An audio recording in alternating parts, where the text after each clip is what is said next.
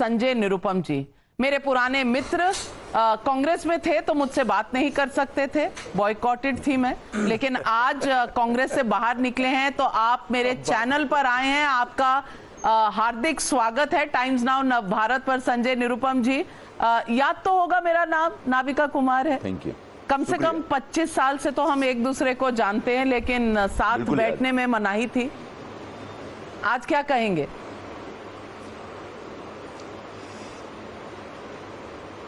नहीं, आप नाविका जी, आप मेरे बहुत पुराने मित्र हैं, इसमें कोई संदेह नहीं है। और ठीक है, अलग अलग पॉलिटिकल कंपल्शंस होते हैं, लेकिन शायद आज वो कंपल्शन नहीं है, इसलिए मैंने हाँ बोला आपके आने के लिए।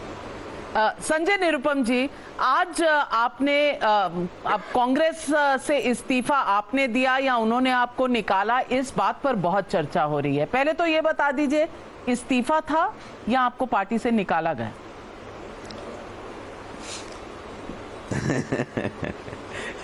मैंने कल शाम को, कल जब दोपहर में मुंबई में ऐसी चर्चा उठी कि मेरे खिलाफ कोई एक्शन लेने वाले हैं, इसके पहले 2 दिन पहले ही मैंने बोल दिया था कि 1 हफ्ते के बाद मैं अपना फैसला सुना दूंगा, जिसका जो मियाद है वो आज पूरा हो रहा था। और मैंने मीडिया के लोगों को बोल दिया था कि आप लोग आइएगा और 11:30 बजे थर्सडे हम करेंगे, यानी कल, यानी बुधवार को ऐसी चर्चा उठी कि भाई कोई एक्शन लेने वाले ये है वो है। तो मैंने कल ही ट्वीट कर दिया था कि अपनी ऊर्जा और सेशनरी मेरे ऊपर बर्बाद मत करिए, मैं वैसे भी फैसला कर रहा हूं और कल मैं जो करना है अनाउंस कर दूंगा। फिर भी मैंने अपना इस्तीफा वगैरह तैयार रखा था। मैंने लेट नाइट कोई 10:40 पर भेजा था और उसके बाद मुझे तत्काल पता चला कि इन लोगों ने मुझे निकाल दिया। मैंने कहा ठीक है, अब मुझे निकाला क्यों, ये अपने आप में एक बड़ा सवाल है। आज जो मैं कह रहा हूं उसकी वजह से निकाला जा सकता है, मैंने कहा बहुत सारी ऐसी बातें कर रहा हूं जो उनको पसंद नहीं होगा, लेकिन कल तक मैं सिर्फ इतना कह रहा था कि कांग्रेस पार्टी पूरी तरह से शिवसेना के सामने सरेंडर हो गई। कांग्रेस पार्टी ने अपने पूरे कामकाज को शिवसेना के हवाले आउटसोर्स कर दिया और शिवसेना जो खुद एक बिखरी हुई पार्टी है, जिसका जनाधार पूरी तरह से खत्म होने की स्थिति में है, स्प्लिट हो गया, एक मतलब एक वर्टिकल स्प्लिट हुआ है पार्टी में।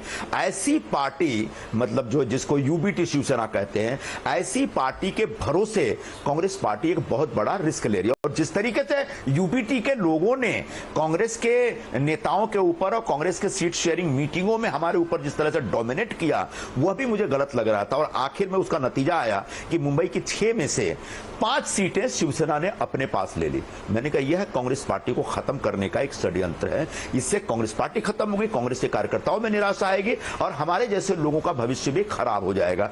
तब मैंने एक अपील की थी कि इस बारे में आप कुछ ना कुछ सही फैसला लीजिए और शिवसेना को इतना लिवरेज मत दीजिए, वरना कांग्रेस पार्टी हमेशा के लिए यहां से हद पार हो जाएगी। अब ये एक सच है पार्टी के हित में, पार्टी को बचाने के लिए, लेकिन ये सच इतना कड़वा लगा कि सच को सुनने समझने और उसका विश्लेषण करने के बजाय उन्होंने मुझे ही सजा दी। तो मैं पार्टी के जो शीर्ष नेतृत्व ने के मन में जो है कि उन्होंने मुझे निकाला और एक्शन लिया और उससे उनको एक आत्मसंतोष मिलेगा और उनके अभिमान को, उनके अहंकार को तुष्टि मिलेगी, इसके लिए मैं स्वीकार करता हूं कि उन्होंने मुझे निकाल दिया। संजय निरुपम जी, आपने बड़ी बात कही आज प्रेस कॉन्फ्रेंस में और आपने कहा कांग्रेस में 5 पावर सेंटर्स हैं। सोनिया गांधी, राहुल गांधी, प्रियंका गांधी वाड्रा, मल्लिकार्जुन खड़गे जी और केसी वेणुगोपाल। आपकी इनमें से किसी से बात हुई पार्टी में जब आप अपना एडवाइस दे रहे थे? ऊपर के 3 लोग तो मिलते जुलते ही नहीं और नीचे के जो 2 लोग हैं उसमें अध्यक्ष जी तो मिलते हैं लेकिन वो कुछ बोलते ही नहीं, और एकदम आखिरी नंबर पे हैं वो सिलेक्टेड लोगों से मिलते हैं जो उनके काम का है उनसे ही। बाकी मिलेंगे भी तो वो क्या बोलते हैं समझ में नहीं आता, उनकी हिंदी ऐसी होती है जो हम समझ नहीं सकते, अंग्रेजी भी ऐसी होती है जो आधा हिंदुस्तान और आधे कांग्रेसी नहीं समझ पाते, और जो मलयाली बोलेंगे वो हमको समझ में नहीं आता। तो एक संवादहीनता की स्थिति है कांग्रेस पार्टी में, एक मेजर कम्युनिकेशन गैप है। और वो इसको सिर्फ मैं नहीं महसूस कर रहा हूं, इस समय हिंदुस्तान के कई राज्यों में काम करने वाले मेरे जैसे जमीन पर लड़ने वाले लोग उस कम्युनिकेशन गैप को, संवादहीनता को महसूस कर रहे हैं। तो इन्होंने अपनी अपनी लॉबी तो बना ली है, अपना अपना कॉकस तैयार कर लिया है, अपने अपने दरबारी तैयार कर लिए हैं, लेकिन वो सब अब सिर्फ अपने अपने नेताओं के फायदे के लिए, और उसमें उनके बीच कई टकराव भी होते हैं। और लिटरली तो वो तलवार नहीं चलाते, लेकिन समझ लीजिए कि वो तलवार चलाने जैसा ही संघर्ष चल रहा है। और उस संघर्ष की वजह से, उनके अपने द्वंद्व की वजह से, उनके झगड़े की वजह से कई बार मेरे जैसे निर्दोष लोग भी मारे जाते हैं। और इसमें कई लोग परेशान हैं इस समय कांग्रेस पार्टी में, और आने वाले दिनों में आपको इसके नतीजे अभी और दिखेंगे। तो ये मोटा मोटी तौर पर जो मेरा अनुभव है पिछले कुछ वर्षों में, पहले ऐसा नहीं था। सोनिया जी के जमाने में एक ही पावर सेंटर था और वो ठीक ठाक था। उसके बाद राहुल जी भी बने तो कुछ ठीक ठाक था।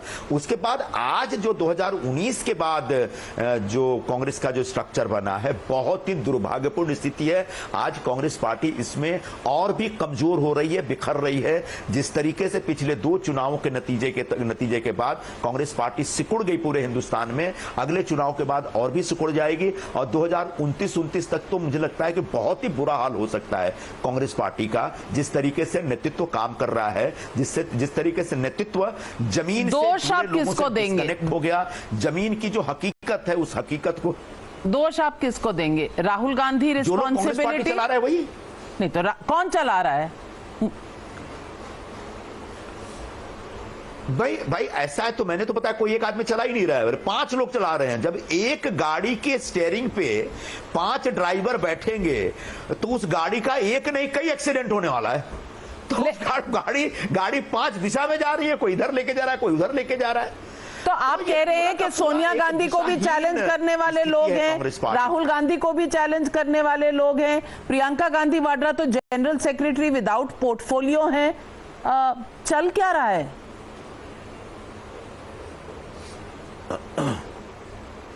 देखिए, बहुत ज्यादा अब जो लोग हैं ना, उनके अंदर इतनी ताकत नहीं है कि बहुत आक्रामक एग्रेसिव होके एक दूसरे को चैलेंज करें। वो बेसिकली वो मुझे दिखता है कि वो लूट खसोट में लगे हुए हैं कि कैसे हमको कुछ मिल जाए। तो जब ये एक मुगलों का जब राज खत्म हो रहा था, तो उस समय जो पूरे देश में अराजकता पैदा हुई थी और एक सरेआम लूटपाट चल रही थी, बिल्कुल वही स्थिति मुझे कभी कभी कांग्रेस पार्टी में दिखती है कि एक पुराना जो शासन तंत्र है वो नष्ट हो रहा है, बिखर रहा है। जिसको जहां जो मिल रहा है वो उसके ऊपर कब्जा कर रहा है, वो उसको मोनेटाइज करने या अपने हक में कोई एक निर्णय कराने में लगा हुआ है।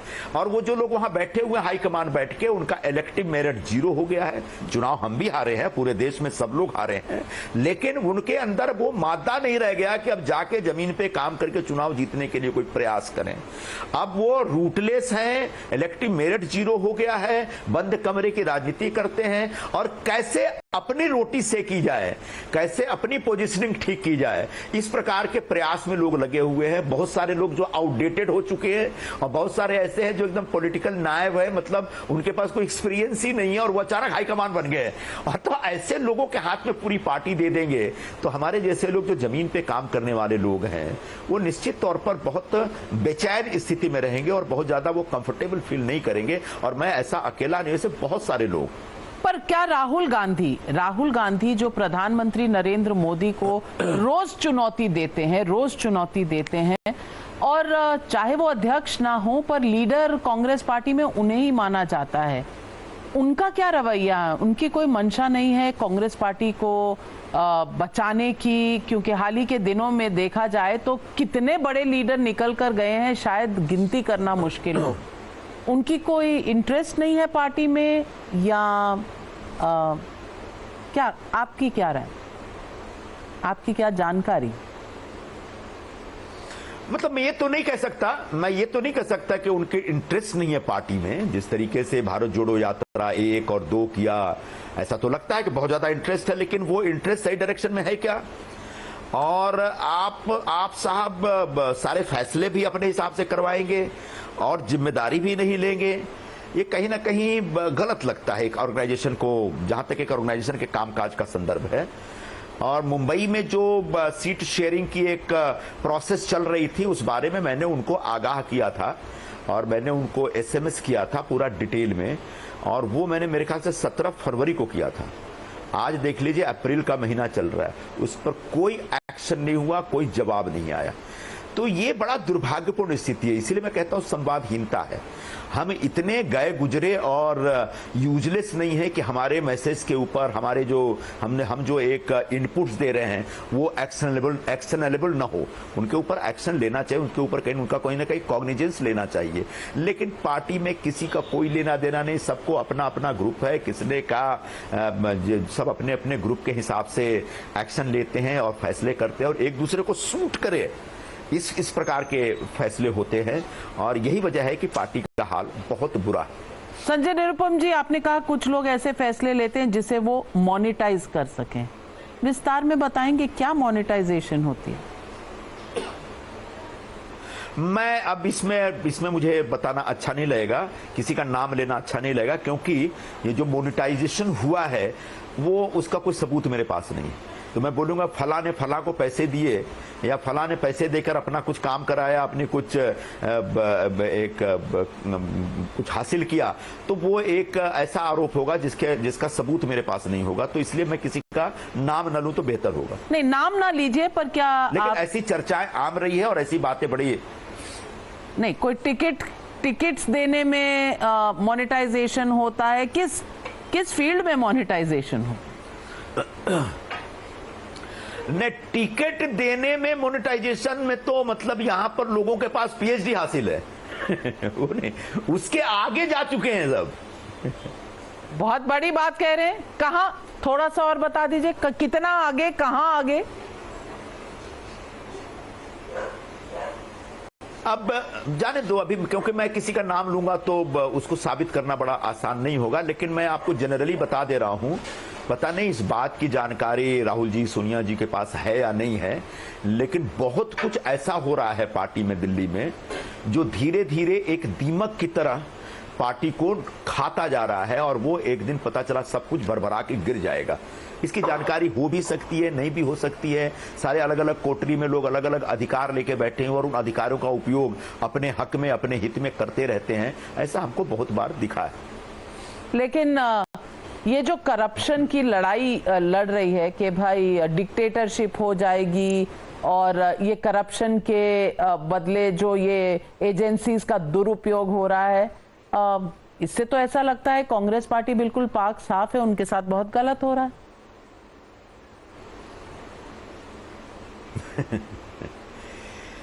देखिए, कांग्रेस पार्टी ने हमेशा जो करप्शन के ऊपर एक हाई मोरल ग्राउंड लिया है वो बस सिर्फ दिखाने के दांत हैं, सच्चाई ये सब नहीं है।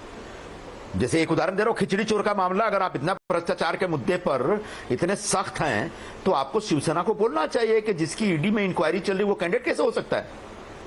क्या इतनी ताकत है, इतनी हिम्मत है? और इतनी हिम्मत नहीं है तो उद्धव ठाकरे जो बची खुची शिवसेना के प्रमुख हैं वो अभी रामलीला मैदान जाते हैं और भारतीय जनता पार्टी के बारे में कमेंट कहते हैं कि भ्रष्ट जनता पार्टी है ये। ठीक है, आप कमेंट कर सकते हैं क्योंकि आप भ्रष्टाचार के खिलाफ हैं, और अगर सचमुच भ्रष्टाचार के खिलाफ हैं तो आपका उम्मीदवार खिचड़ी चोर क्यों है? बड़ी बात। संजय निरुपम, ऐसे व्यक्ति को उम्मीदवार क्यों बनाया जो कि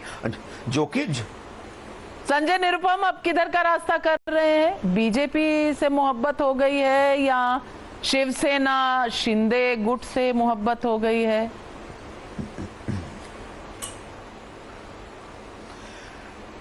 अभी मैं इस बारे में कुछ नहीं कह पाऊंगा क्योंकि आज तो छोड़ने का निर्णय था, निकलने का निर्णय था। आगे की कार्रवाई कर रहे हैं और मुझे लगता है कि नवरात्रा के दरमियान आपको एक हम जानकारी देंगे अगर कुछ तय हुआ तो। संजय निरुपम जी, मेरे साथ जुड़ने के लिए, बात करने के लिए धन्यवाद।